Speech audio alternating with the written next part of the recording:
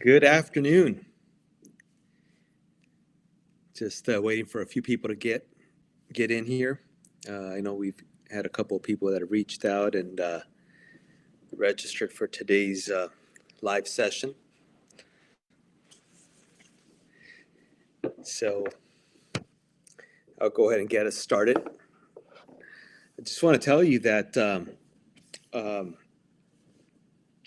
for those that don't know, many have already reached out and have asked, how my trip was. And so for those that don't know, I was out in the UK for a bit. I spent some time out there in the UK, which is why I haven't been here the last couple of weeks, right? So I was out in the UK traveling through England and Wales, and I loved it. It was an amazing time.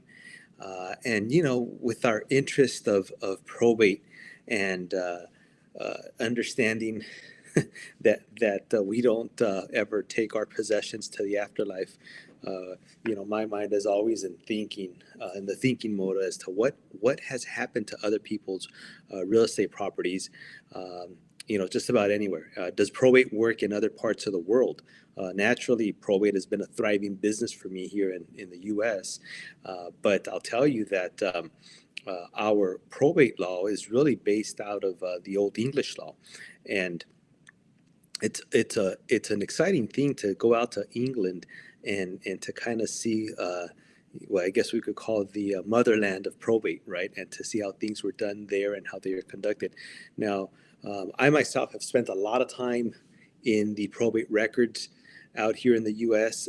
In what we call archives.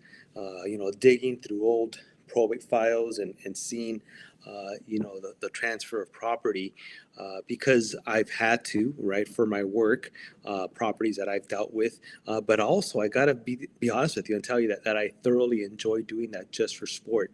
And I spent countless amounts of hours digging through archived records. And it's a fascinating thing. It fascinates me because I especially am a historian and I love history and I love the study of mankind and just kind of like trying to really understand what has happened, before we were here. I think we can learn a lot from our past, and so sadly, the probate court in England is not really available and accessible. At least in London, it was not, and so that is that was a disappointment because I was really wanting to go through. Now I knew that coming into London, so but I had hopes that something was different. But at the end of the day, that wasn't my intention for being out there. But I am aware of a lot of the estates and the ownership of real estate that was transferred out there by having some conversations with some other real estate buddies of mine that are in the business out there. And it's marvelous just to kind of see these things. But having said that, is there a shortage of inventory in our marketplace and is there a shortage of opportunity? Absolutely not.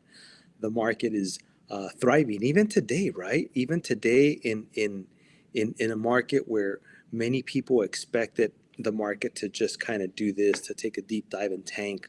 And the truth of the matter is that in every market there is an opportunity. And today, the market is still thriving. For those that know how to participate in it. I would not say by any means that we are experiencing a recession because I've lived through recessions and this just isn't it. Not with what we are experiencing today. Could things change? Sure, absolutely. Will there be an opportunity if things change? Absolutely. There's always an opportunity. Interestingly, what we are starting to see more of an opportunity within the probate space are some of these properties that are in foreclosure. And where we're coming in and having some negotiating conversations with the banks and the lenders with these properties that are upside down in value to some extent, and so that gives us an opportunity for a short sale. I would say that short sales are back. They're not quite what they're not quite back to the point that they once were. And will that happen? We don't know, but there is an opportunity there. So it's important to kind of brush up on those skills for the short sales. We've also seen some properties that have been sold at auction through the foreclosure process, and some of those properties, ended up going back to the bank, and so as a result, we've seen an increase in the REO market, right, the real estate owned market.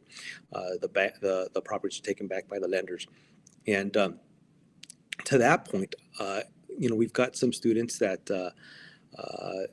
some students and also some folks that attend some of these calls and have shared with me that they have become BPO brokers. The broker price opinion folks are the ones who go out there and determine what the value is of a given property that the bank has in question, right? So a property may be in some form of a default because the payments aren't being made, and so the bank will then assign that property to a BPO for a BPO to be done and to determine what that value is on that property. So those are all the beginning steps of a market shift. But the truth again is that there is an opportunity. You must stay. You must really stay aware as to what the changes are in our market. So some of these properties are in probate, and they are simultaneously experiencing a second layer of problems and issues. And so, as a result, I've brought out some of the old courses. I say old, but they are timely courses that, courses on the foreclosure market and how to help homeowners, or rather in this case, heirs who are experiencing a property that is going through the foreclosure process, and how those properties, can be stopped from being foreclosed on, right? Because that can be done, by the way. I'll tell you that we've stopped many properties that are at the point of being foreclosed on and stopping those sales from occurring, so that the heirs don't have to lose that legacy that has been left in place for them. For you and I, as real estate professionals, we're in this every single day. We're learning. We're out in the trenches. But for the average heir, they have no idea, right? They have no understanding, and they don't necessarily have that wisdom nor peace of mind to try and process all of these things that are going on. And so I would tell you that understanding what the foreclosure process is in your county and in your state is very important, right? Understand what the timeline is. What is the timeline for a property to be filed a notice of a default on, right? And is there an automatic notice of default that transitions over to a notice of trustee sale, right? Or what does that look like in your market? We do have a course specifically on probate foreclosures that talks deeply about that, and more importantly, how you can help these homeowners or heirs from having these properties being foreclosed through the court legally, and in a ethical way, because there are also unethical manners to do things, and that's not what you want to be participating in. But yeah, coming back to the U.S., boy, there is a lot of opportunity no matter where you are at, whether it's in California, or whether it is in Texas or Oregon or New Jersey. The opportunities are thriving, as well as at a worldly level. And like I said, I saw that out in England, and blown away. Oh man! So if I could share history lessons with you, right? I would, but I don't know that everybody's necessarily interested in that. So I see something here that, yeah, if I knew you were in Europe, I would have asked you to make a side trip to Switzerland, the well-known, what does that say? The well-known,